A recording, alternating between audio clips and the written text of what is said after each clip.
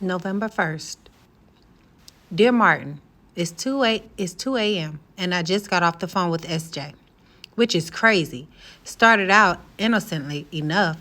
When I got to my room at 10:15 p.m., I had a missed call from her.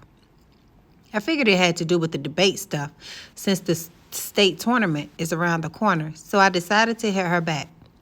Here's how it went down. SJ, hello? Me, hey SJ, it's Justice. You called? SJ, caller ID Just. No need to announce yourself. Me, oh, okay. SJ, laughs. I was just calling to see how Dutch Nugget Christensen's experiment at you and Manny's expense went. I saw the pics he posted and had to go for a run to keep from showing up at the party and punching Blake in the face. Me, yeah, no worries about that. Somebody did it for you. SJ, shut up. Somebody punched him for real? Me, ruined his pointed hood. SJ, laughed so hard I think she's going to choke. Me, so how was your night? SJ, uneventful. I spent most of it thinking about you. Me? SJ, sorry, that came out wrong. Me. SJ, just, are you still there? God, I'm such an idiot. Me. Clears throat. I'm here.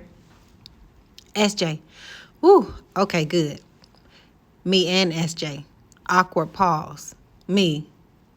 So, how was it supposed to come out? SJ. Well, I just meant because of the costumes. Like I saw the pictures and was wondering how things were going at the party. Me. SJ. You don't believe me, do you? Me. Why wouldn't I? Even though in my head I was like, girl, I don't believe you. SJ laughs. I certainly wouldn't believe me. Me. SJ. I have to say I'm enjoying this rendering Justice McAllister speechless thing. Maybe I should say this kind of stuff more often. Me. Shut up. SJ. Laughs some more. So how are you anyway? Me. What do you mean? SJ. I'm sure the whole party thing was awkward, no? Me. That's one way to put it, I guess. No clue why, but I tell SJ every detail about the party. SJ, wow. So they threatened you with a gun to get you to go? Me. Yup. SJ, that's pretty intense, Just. Me. Tell me about it. Craziest part is I still feel weird about leaving. SJ, you do? Why? Me. Well, either way it went, I was saying something, you know? Staying would have been a statement of celebratory with these guys I grew up with and who looked like me. Leaving was a different statement. And the fact that I chose to do it with a white guy who was dressed as a Klansman, well, SJ, I see what you mean.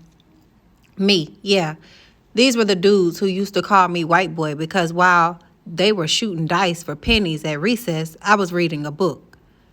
I know there's no excuse for the idea that we're all the same kind, as that cop Castillo put it, but the moment I saw that gun sticking out of dude's waistband, I felt this flare of pain around my wrist.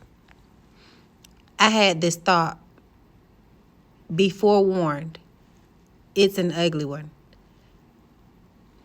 It's guys like Trey and his boys that have cops thinking all black dudes are up to no good. SJ, I'm so sorry, Just.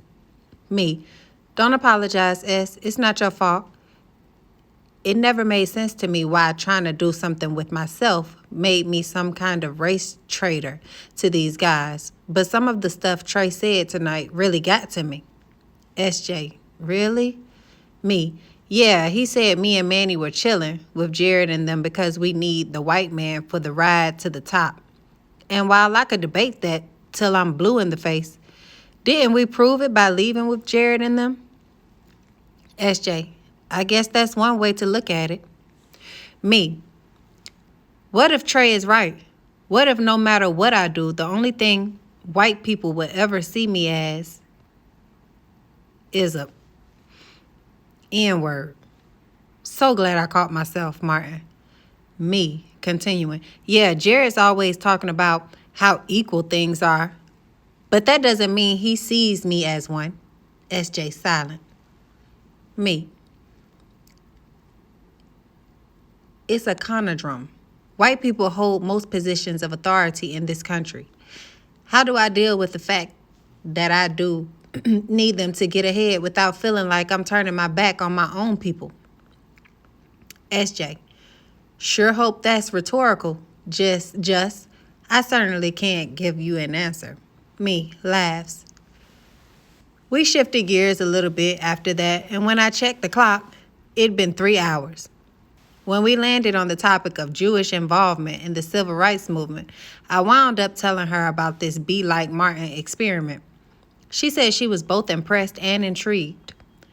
That's when it hit me who I was talking to, and I said I needed to go to bed. Before we hung up, though, she said something I don't think I'll ever forget. SJ, hey, Just. Me, yeah. SJ, I want to apologize. Me, for what? SJ, for stepping out of line in class a while back. Me. SJ, I know it's been over a month, but after talking to you tonight, well, it wasn't my place to speak for you. I'm really, really, really sorry. Hearing her apologize after Blake didn't, it got to me, Martin. Now I can't get her out of my head, which really isn't good.